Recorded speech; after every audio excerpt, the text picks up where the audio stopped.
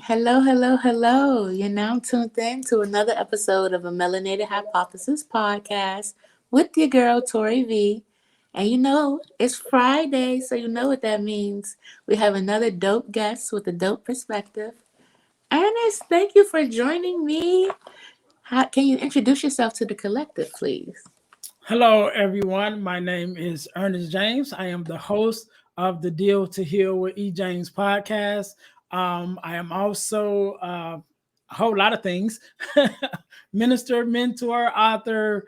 The list goes on to what I do. But in a nutshell, I am a person with a heart for people, and I'm just a person that loves people, love helping people, and that's kind of what I do. However I can, get in where I fit in. Yes. Okay, so I want to jump right in because you are just awesome. Thank you. Thank you. I try to be. But how do you stay this like powerful servant while um keeping a soft heart in a world where there's a lot of things that can kind of make you become jaded? um, well, the first thing you got to do is it's like you being on you have offense and defense, and you have to stay on your offense more so than your defense, right?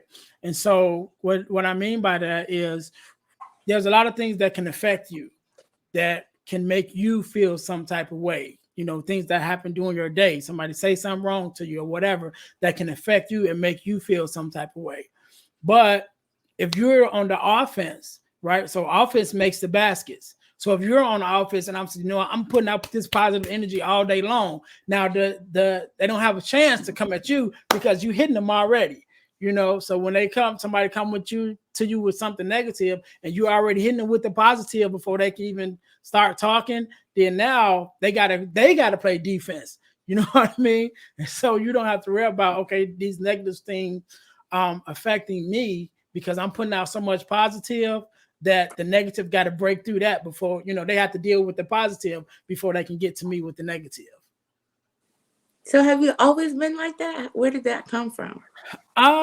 Yeah, I guess I would say I have a little bit more now. Over the last year, maybe year and a half, I really got into personal development, and so I really started working on myself and learning new things about myself. I did an assessment, personality assessment, which I learned some things, that I confirmed some things and I learned some things. So some things that I already knew or felt about myself, my personality, like, yeah, I think I'm this type of person. And then I did this assessment and it was like, yeah, that was right. But it also opened up my eyes to some other things that I didn't necessarily recognize about myself. But then once I read it and began to go through it, I'm like, yeah, that's me too. So going on that whole journey of doing the inner work with myself and learning myself, and made me more aware of the people around me and things around me, and how I interact with them and how I allow them to interact with me. Mm. Okay. What test did you take? I took it's called a disc assessment. Um, Yes. Various people do it. Various people do it the same assessment, but it can go by different names. I took um, uh, Eric Thomas. I took the flight assessment, which was E.T. Eric Thomas. So I took his, which it's the same thing, but it's just different name. Um, I think David Shands, I think he has one that he does also. The assessment, it's the same assessment. Like I said, it's the same thing, but it's Hmm. a different name. So I'm not sure what his is called. But yeah, but I took it, the flight assessment, under Eric Thomas. Interesting. Okay. Yes, I took the regular disc assessment, but um, now I'm just interested to see what they all say. Yeah. But okay, so what kind of stuff did you learn about yourself? Like, what Well, did it confirm?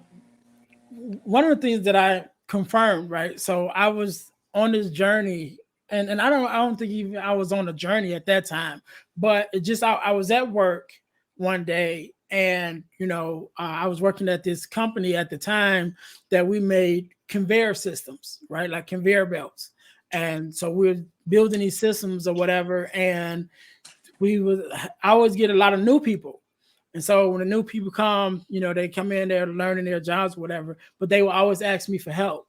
They always come to me and say, could you help me do this, whatever? And so then I'm, teaching them and explaining to them, okay, this is how you do this or whatever. And I was just thinking about it one day, and I'm like, I think I'm a teacher, like that's part of who I am. I'm a person that, likes to teach people stuff or show people how to do stuff. And that was one of the things when I took the assessment, that was what it said. What I mean? Like, this is who you are. And I'm like, yeah, I knew that. What I'm saying? But I'm not a teacher by profession, but by nature I am. By nature I'm a person that if I can help you, I'm going to try to help you.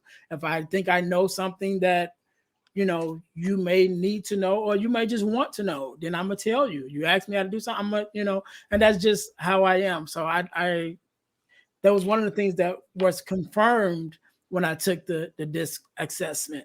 Some things that I didn't know about myself, I guess I kind of knew, but I learned different. So they have high S and high C. I think a high S means you're more strategic, and your approach to things, right?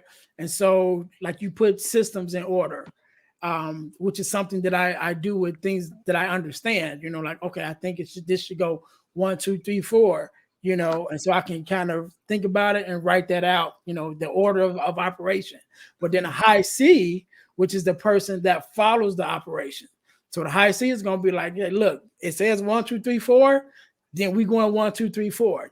They're the ones that's going to make sure that you follow the plan that's been laid out. So I'm a high C and a high S. So it's like I'm good at writing the plans, but then once it's written, it's like, okay, this is the game plan. This is how we're doing it. So I learned that about myself too. Okay. That makes sense. I love that so much, just because a lot of times I know for me, I'm analyzing a situation, I want to help, but often it kind of backfires, and I'm pushing help onto people who don't want the help. Mm-hmm. So how do you have That's you ever that's kind one of of the did that? things. Yeah. So that's one of the things that I had to learn to deal with kind of early. Um, Definitely as being a minister, and being, like I said, a mentor. So my whole life is helping people. That's what I do. But you do learn that there are some people that don't want help for various reasons. Some people don't want help because they want to they get a certain kind of attention when they're in victim mode. You know what I mean? So as long as I play the victim, people come to my rescue. As long as I play the victim, people come to help me, and I don't really have to do too much. I can just say, "Oh, I'm so hurt," and then not everybody is catering to me. And some people like that attention. So if I come and I'm trying to help you, let me help you get better. Let me help you get on your feet. Let me help you get stronger. No, I don't want that, because that means now I got to do all the work. You know what I mean? So you find those people that for various reasons that don't want to be helped. And you have to come to an understanding with yourself that, okay, I can't help everybody, and that's another part to it, because even if you are a person that always run into people that want help, you have to realize yourself, I can't help everybody. Because if I don't, you'll run yourself crazy trying to help everybody, and then you mess around and you'll be the one needing help because you'll be broken down and stuff. So it's just something you think about and you keep at the forefront of your mind, that yes, I want to help, those who want help, and that those who want help have to realize I can only give so much to myself, because I can't help everybody. Okay, you said a lot there. I feel like kind of it kind of takes me to um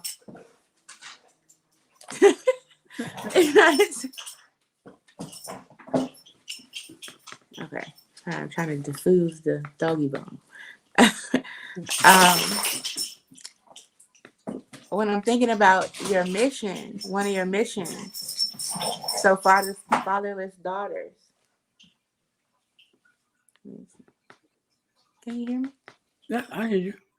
Oh, you're frozen. Okay. Um, so I kind of want to switch gears a little bit and kind of talk about how you got into that. So with the fatherless daughters, what happened was I was married at the time, and I was married. I think we was 10 years married all together, and like right in the middle, we started having some issues between me and my wife. And what I realized was some of the issues that we were having was a difference of opinion due to a difference in our upbringing. Because I was raised in a two-parent home with my mom and my dad. She was raised from a single mother home. And so there are different dynamics in our upbringing. But realizing that and dealing with her, and I started thinking about it, and I recognized that every woman I've ever dated has been a fatherless daughter, you know. And once I realized that, I was like, okay, for whatever reason, either they're attracted to me or I'm attracted to them. But now I'm in this place where, you know, again, going back to help, since I have a connection with fatherless daughters, what can I do to help them? What can I say to help them? And so taking that in consideration, and thinking of the fact that I had been in relationships with, you know, these different fatherless daughters, I kind of started thinking about it from a relationship standpoint, and from a standpoint from just from a male's perspective.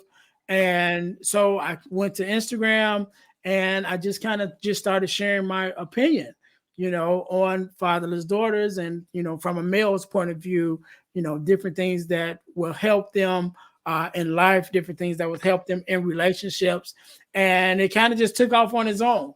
You know, I was just doing it kind of just to vent, but you know, it grew from there. And you know, that even led me to how I even got to into the podcast space, because I was contacted by a young lady who had a podcast, and she was like, "Do you want to be on my podcast?" I had never done a podcast before, didn't know nothing about it, but she asked me, and I'm like, "Yeah, okay, I'm on."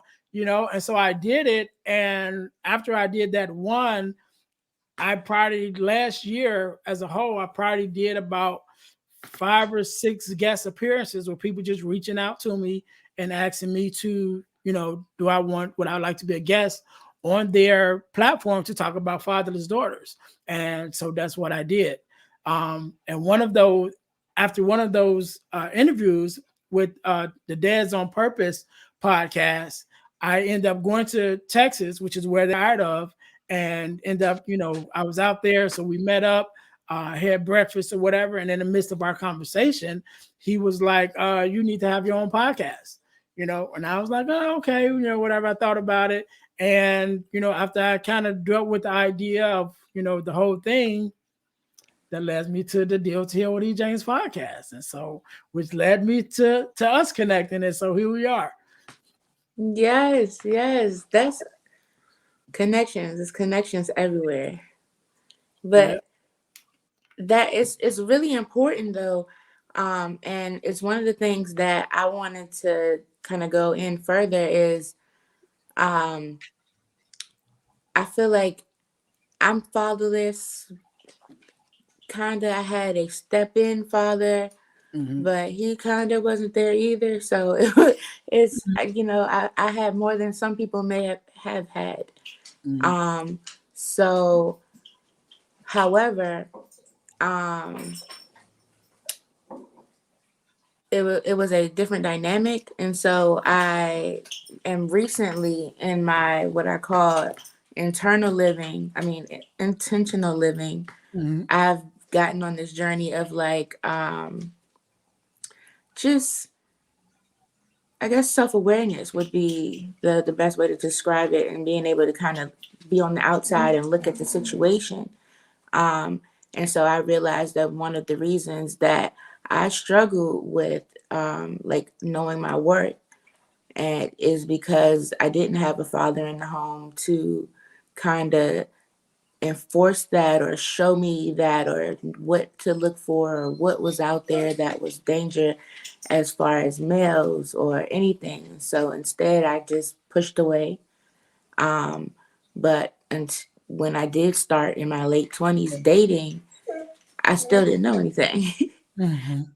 And then I met a fatherless boy, a fatherless son, and he didn't know his self worth either. And all of these things started to happen that I hear all the songs about and that all the movies are about. But I was just kind of aware that it started in that moment with us two unhealed people coming Hmm. together. Yeah.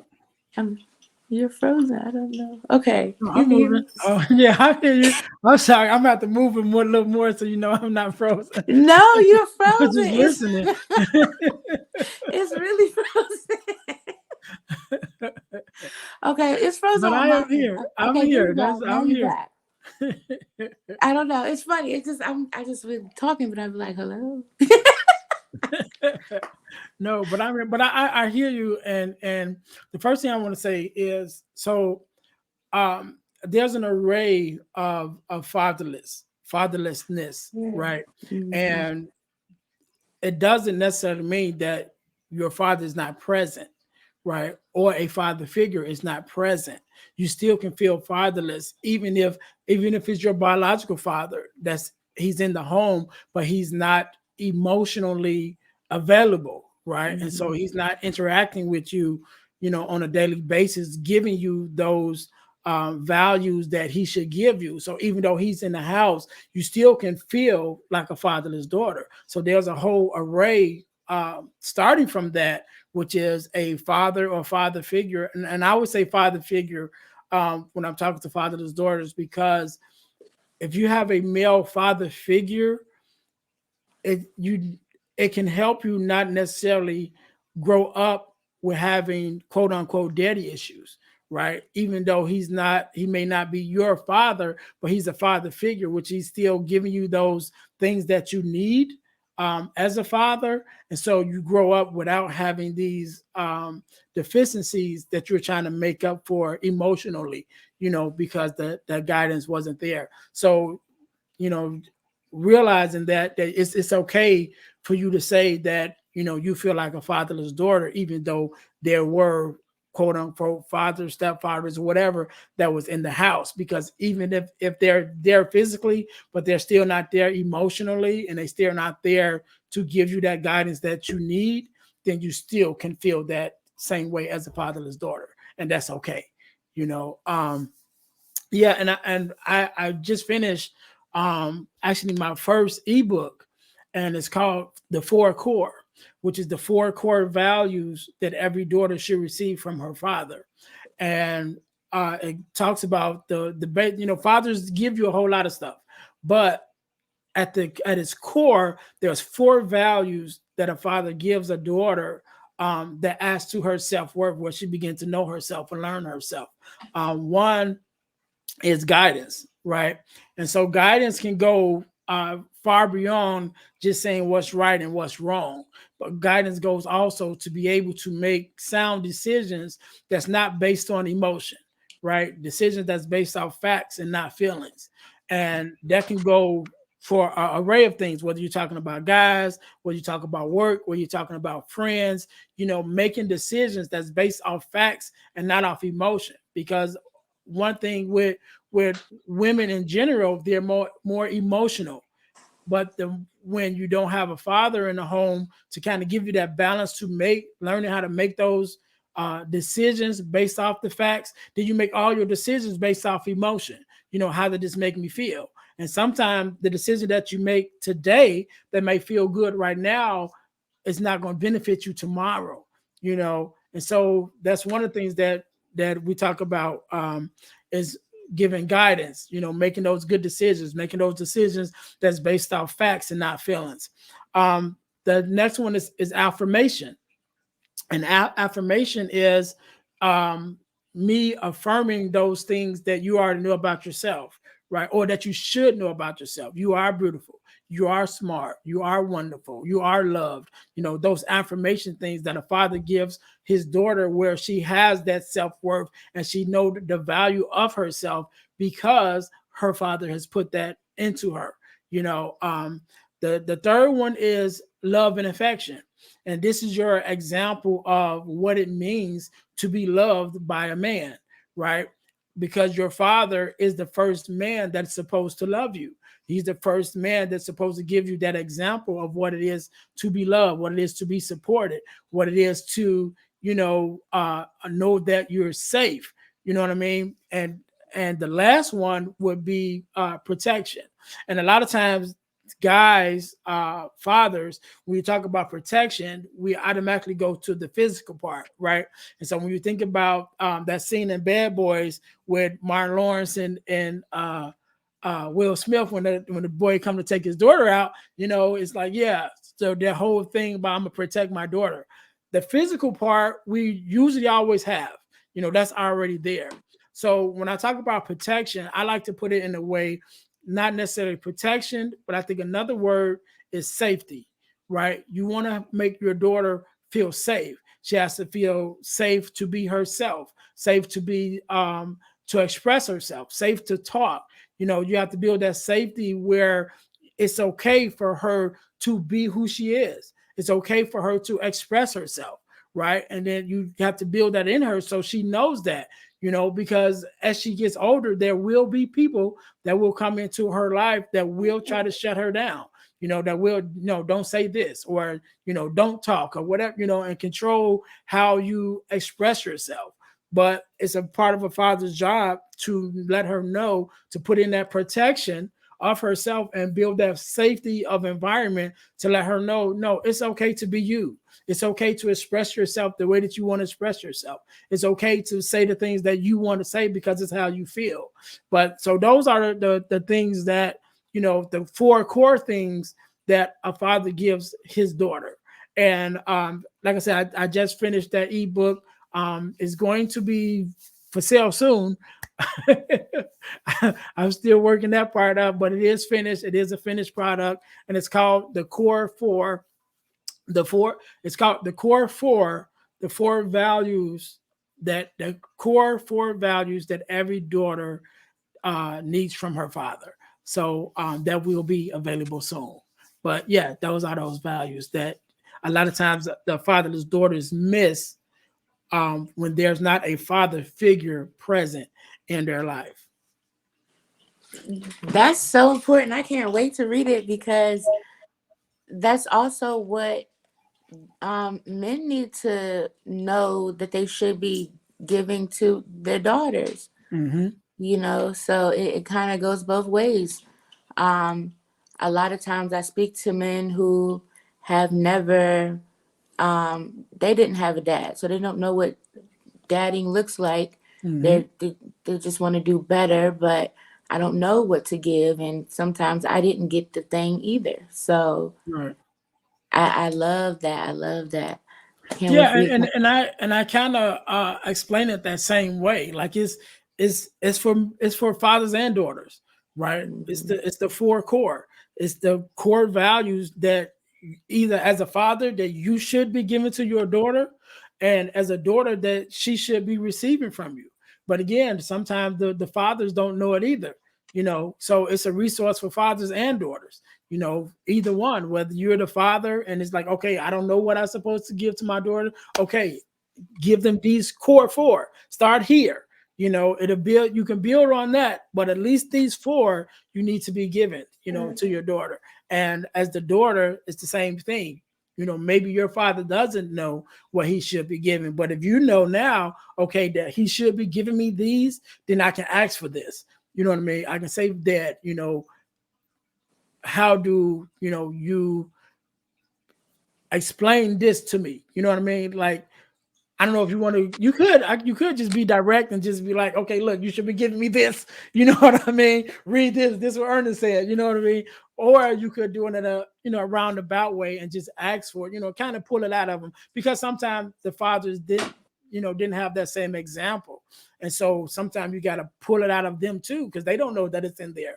What does it mean to love? Well, this is how I think it means, Dad, and this is what I need from you. And now that you say, okay, I need this from you, now he's looking within himself to say, okay, this is what my daughter needs. Let me find it within me so that I have it now to give to her. So it works on both ends of the spectrum.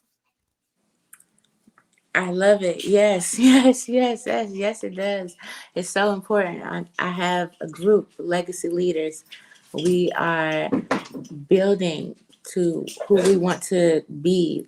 Becoming is such a cool phrase, and everybody is talking about it, and like it's definitely one of my words for the year. But the accountability to become like that is Mhm. another beast. So I feel like the best way to do things is in community, and so I have this community, and we're reading books and we're talking about resources and the actual things that we're using to become the person that we're destined to be. And I need to know when the core four values comes out so I could drop that in there. I'm Definitely, gonna have to definitely. drop them in there because that's the resource right there. And we need real resources. We need real things that help us like see ourselves, have compassion for ourselves, forgive ourselves so that we can see the world, have compassion for the world, forgive the world. But it starts Yeah, with self. I'm glad you just said that because I I'm also a part of this forgiveness workshop. So there's a organization called Elevate to Thrive, and we just actually did our second forgiveness workshop a couple of weeks ago. But in the midst of that, I also wrote a ebook called "Forgiving Me: The Four Steps to Forgiving Yourself." Right, and so I'll give you a little bit of that too. So I'm a person that love acronyms, right? So I love acronyms. So there's an acronym for the word self. When you're talking about forgiving yourself, there's an acronym for the word self.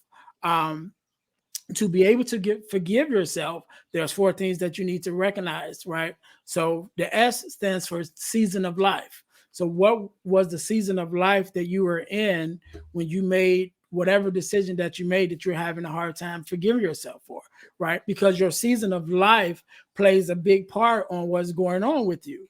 So if you're in a season where you're struggling financially, that's going to dictate some of your decisions. You know what I mean? So, what season of life were you in? Um, the E, what was your emotional state that you were in when you made this decision? Because my mom passed away some years ago. And so, when my mom passed away in that season, dealing with that hurt and that depression, I may have made some emotional decisions that don't benefit didn't benefit me down the line. But if I recognize that, okay, I was in a bad emotional state, then I can forgive myself for that, right? The L stands for limited information, because a lot of times and we make decisions depending on the information that we have, and sometimes we don't have all the information. So it's easy for me to say, okay, I'm gonna go do this, but if I don't realize that, okay, the information I have may be A through C, but what about D, E, F, G? You know what I'm saying? I don't have the rest of the information, so I make this decision based on the information that I have, but because it's limited information, then I don't get the result that I want.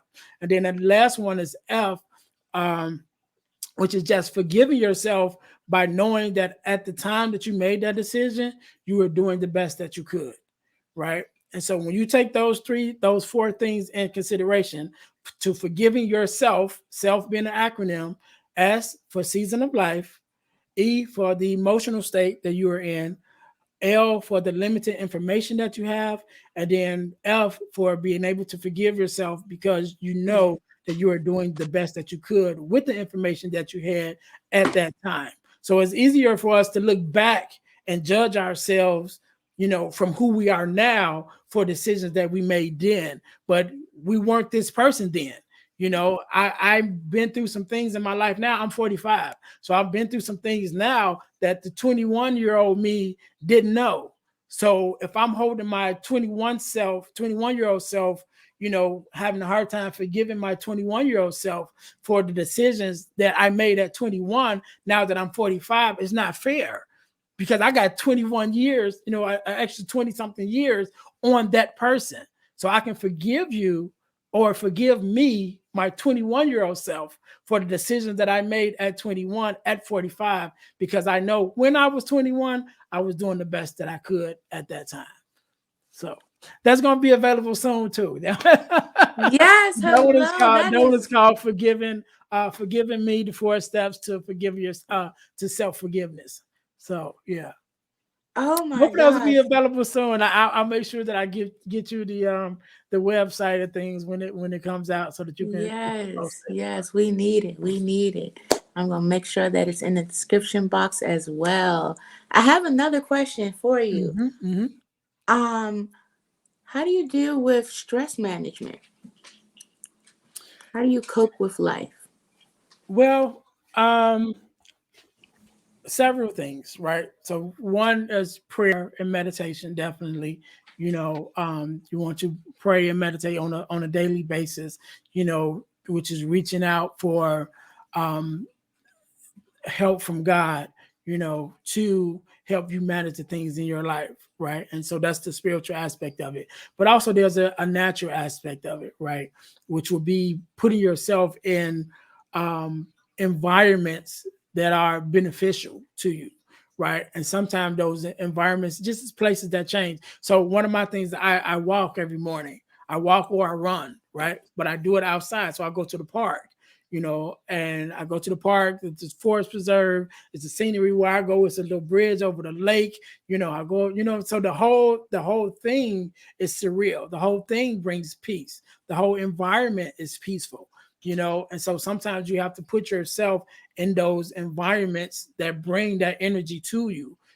Sometimes you don't have the energy yourself to say, okay, I'm stressed today. I need to deal with this stress, but maybe you don't have it. But if you put yourself in the environment where it's around, then the energy from the environment will begin to uplift you.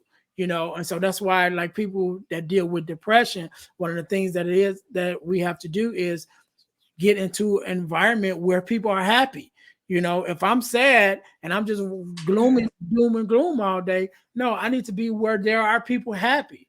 So let me go somewhere where there's, a church or environment or a party or somewhere where people are happy. And just being in that environment will begin to help lift me up out of whatever funk that I'm in, and to release some of the things that I'm dealing with. So environment definitely will be one of the top things that I do to deal with my own stress, is to stay putting myself in environments that add to the healing of the stress or the healing of whatever I'm dealing with.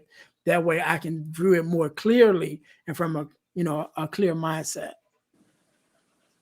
I love that. Yes, that. So good. And vitamin D, just all of it together Yep. is. And you get out there in nature, get out in the air and the elements, and like I said, where I go, there's a big pond, so there's turtles out. Turtles is my thing. I love turtles, Oh, but the turtles come out the water and they'll sit out there. You got the ducks, the whole thing. So it's just the whole nature of it, you and can't be and mad out walking there with it. ducks. Like, Yeah, who's mad by ducks? Like, try to be mad by some ducks. yeah. So you walking in God's, the beauty that God has created, and then even with that, as you're walking, to have that time of meditation and prayer, excuse me, in that environment, you're definitely going to be uplifted. Do you talk to yourself? Do you talk to God out loud? Yes, Okay. I talk to myself out loud too. You know. And it makes it easier now because everybody has earphones and whatever. So there are times when you ain't talking to nobody, especially if I'm in the car. I have my earphones, whatever. So it seems like I'm talking to somebody on the phone. I ain't talking to nobody. I'm talking to me. Like, we got to work through some stuff. So I'm like, look, we got to figure this out, you know. And yeah, so yeah, I talk to myself. It's all right. No, yes. Me too, me too. I be trying to make sure because I call it what you're talking about. I call it walks with God. I go find me Mhm. a reservoir or some type of something with some water, and I get out there and listen. We got to talk, and Mhm. I call him my G. Hey, my G, listen. Like we got to talk. I got questions, and Right, we just right, talk. And what you were saying about nature's beauty, like the things that were created when you go and you're walking in the woods and you're like on the dirt road though, like not the cute path, but like when you're on the dirt path and you see like the trees that's falling over and nature just built right on around that. Like mhm. that's just a part of the beauty now. It's not a fallen tree, that's a landscape. Like Right, right, so that's just how I see the healing within us. If we can slow down enough to see that we aren't tarnished or we aren't our past, that's just a part of our beauty. You just said that and it just kind of brought right. that And image into even my head. as you just said with the fallen trees, the fallen tree, if you look at the fallen tree as a part of your journey, right? So that's lets you know that there are going to be times when you are the tree that's standing up tall, right? Because you got all the strength, you got all the life, you got all the vibrant. But there are going to be times and situations where you're going to fall. But even in your fallenness as a fallen tree, it just don't fall, but then it goes back into the ground, right? And that ground nourishes and turns that back into nourishment, which again recycles to help you gain strength to be able to stand up again as the tall tree, you know. And so it's just part of that circle. So there's going to be times where we will be the tall tree, we will be the oak tree, we will be the one that's giving shade to everyone else. But then there's also going to be times when we feel weak and we fall over. But even in those times, if we don't fall, then we don't know what it is to get up. If we don't fall, we don't know that we have the strength to restand, to stand back up after we've fallen. You know, and so that's the blessing of a rainy day. Because if every day was sunshine, then how will we know how to act when we face a rainy day? You know, how will we even know that there's a such thing as rainy days? You know, and I remember I was listening to someone, they're from the because I'm into the Chicagoland area, and they moved from the Chicagoland area to California, and they were saying, and when you live in the Chicagoland area, we have bad winters. You know, it's snow, it's cold, whatever you hear about the Windy City, Chicago, you hear about that, right? And so when you hear, a lot of times it's like, oh, I want to go somewhere warm. Well, this person moved to California where it's nice and sunny every day. And what he said was, I miss the seasons because every day is nice here.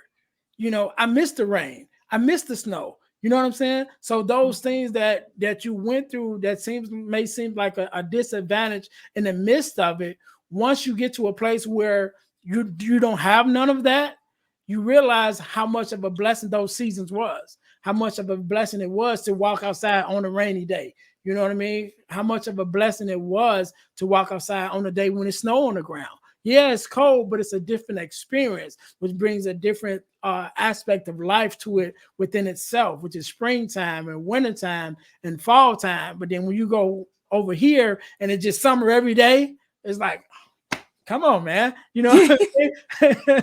So I Let me always guess. said, I always said, I think if I ever moved from the Chicagoland area to somewhere where it's hot all the time, I would definitely come back in the wintertime, and it'd be like the opposite vacation. Most people go where it's nice to vacation. I would come back to Chicago for the winter to vacation.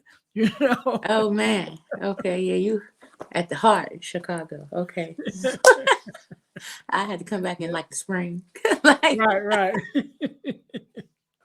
no, that's funny. I love that. Okay. Can you tell the people where they can find more of you? Like, you're amazing. Thank you. Thank you. I appreciate it. Again, my name is Earnest James. I am the host of the Deal to Heal with E.James podcast. On our podcast, we talk, my guest and I discuss topics and ways to help us to heal in every area of our lives. You can find the Built to Heal with E.James podcast on YouTube. Definitely, I'm trying to get my YouTube subscriptions up, so help me out. We're on YouTube, we're on Facebook, we're on Instagram, and then also on your podcast platforms, Google Podcasts and Spotify. Again, that's the Deal to Heal with E.James podcast, and that's where you'll find me. Yes, okay. So I'll have it linked in the description below. So make sure you guys connect because it's so important that we heal together and grow together. Mm-hmm. I have a little speed round for you. Okay. Excuse me. Okay, so what does healing with spirit mean to you? There's a spiritual aspect to every person, and you have to be connected with that spiritual part of you because it plays a part, and that's the part that people can't see. We can put on this whole show on the outside. You know, we can paint our faces, we can add hair, we can take hair away, we can do all of that to look good on the outside. But if we're not healed on the inside, then it's just a facade, and you can only keep up a facade for so long. And then even the things that go on that's not healed on your inside, eventually is going to push through on your outside. You know, and you're not going to be able to hide that. So that spiritual healing is definitely a big part of who we are that we have to deal with, which is dealing with the things that people can't see. So that what you portray on the outside that people can see is real and is genuine. I love it. Okay, so what does healing mean to you? Healing is the journey of dealing with your hurt and accepting the part that it played, accepting the part that your hurt played, and to making you the person that you are and the person that you want to be. I always say that pain, a lot of people don't want to feel pain, but I said pain has a purpose and it's necessary because if you couldn't feel pain, if someone stabbed you in your back and you couldn't feel it, so since you couldn't feel it, you didn't know it, you would just bleed to death. You know what I mean? But pain, when there's pain, pain allows you to know that something needs to be addressed because something is wrong. And so when we are hurt for whatever was it, a physical hurt, a mental hurt, an emotional hurt, is our body letting us know there's something wrong and it needs to be addressed. And so our healing is part of that, figuring out what's wrong, figuring out how we've been hurt, and not only just figuring that out, but then using that hurt and overcoming that hurt to make ourselves into the better person. And not only that, another thing that I always say, when we go through things, when we get on the other side of it, we have to make a decision whether we're going to be the victim or the victor over that decision. And for those of us who choose to be the victors and come out on the other side victorious, it then becomes our job to go back and help the victims, to help them know and realize get through whatever it is that they're going through at that time period. So yeah, that's part of the healing process. Woo! Okay. Woo. Okay, this is the lightning round, so I'm not gonna say nothing, but that was woo. Okay. Listen. Okay, last question. What does healing finances mean to you? Healing finances. Healing finances is when you are in a position to not only to be to have the financial wherewith to take care of yourself, but to be in a financial position to take care of others, right? And I think that's the bigger goal, right? That's the bigger vision. And I remember also hearing someone talk, and this person was well off, right? They were a millionaire, should I say the least. This person was a millionaire, and they kind of had the epiphany of becoming a billionaire. And so their thing with God, they was having a discussion with God, as we do, and they say, God, I'm good. I don't need to be a billionaire. I'm good. I got everything I want. I'm living comfortable, and I don't need to be a billionaire. And God said to them, you thought it was about you. Like, it's this not about you. Like, yeah, you're right, you're a millionaire, so you're good for you, but I want to make you a billionaire to be able to help everyone that comes to you for help. Because those of us that's in that position that has a heart for people, we're always attracting people that need help in some type of way. So to be able to be in a healed financial state is, I'm good, but I need more, not to add to me, but I need more so that I can help more people. I love that. Yes. Oh, that is so good. Oh man. Okay, so I'm just gonna leave that there, but I'm just gonna leave that there. But it's very, very, very, very, very true. I too feel the same way. So I still feel the same way. We definitely heal ourselves so that we can heal our communities. Mhm. So I appreciate this healing talk. It was actually felt very good to me. So Thank you. I thank you so much for being here. Um, can you close us out with something for someone that's on their becoming journey, just starting out, just seeing self for the first time and wanting to move forward? What would your advice be? Okay. First of all, let me say thank you for having me on. Thank you for sharing your platform with me. I definitely appreciate it. To anyone that's on this journey or that's just starting their journey, first of all, realize that you have to forgive yourself for some of the decisions that you made in your past that may not be beneficial to you right now, and realize that at that time you was doing the best that you could, right? And so we always say, when you know better, you do better. And now that we know better and we're learning better, let's put those things into action that we're learning now, and make sure that we're putting ourselves in a position to learn more. Let's learn more about ourselves. Self-development definitely is a big thing, that once we really learn who we are as a person, then it allow us to be able to manage how we make decisions, how we communicate with other people, the places that we go, the things that we do from a healed place, right? But we have to get to know ourselves. And so into getting to know ourselves, we have to do that self-development.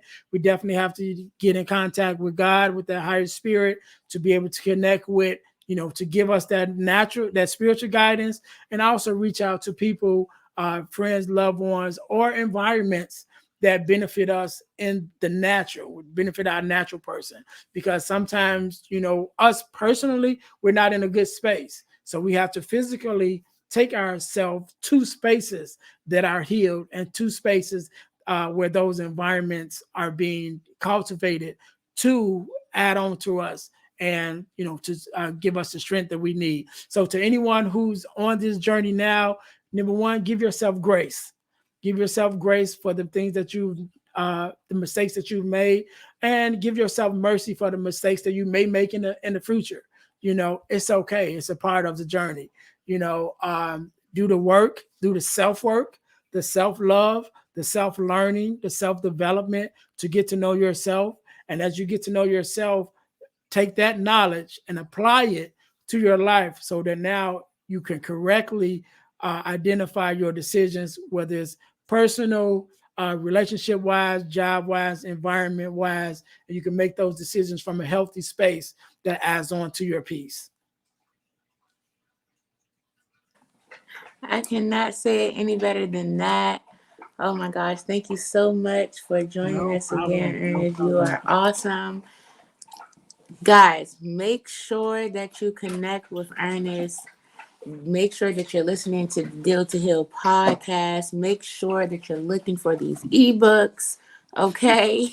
Stay tuned, because there were so many gems dropped, and we need this kind of information. We need to connect to these type of people that are on frequencies that are of healing. We want to change the frequencies in our lives, and this is what you need to be tuning into. I'm not telling you what you need to do, but this is what I'm tuning into, okay? So, So make sure you do some healing today. Peace and healing, guys. I am out. Peace out. Bless you. Blessings, everybody.